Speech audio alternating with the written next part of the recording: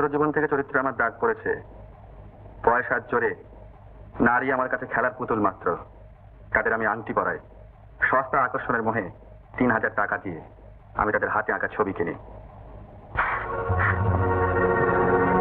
তুমি জানো এই সময় বাড়িতে আমি একা থাকি, তা সত্ত্বেও এই রাত্রিবেলা একা আমার ঘরে আসতে তোমার ভয় করলো না? যে যদি সারা রাত তোমাকে এখানে ধরে রেখে দিই?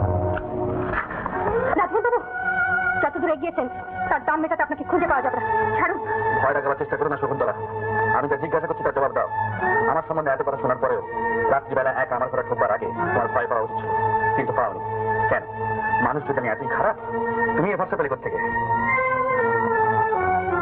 আজ আমি কিছুতেই ভয় পাই না শকুন্তলা, বরং যা জিজ্ঞাসা করছি তার যদি সঠিক জবাব দাও তাহলে কথা দিচ্ছে আর কোনোদিন তোমাকে বিরক্ত করবো না।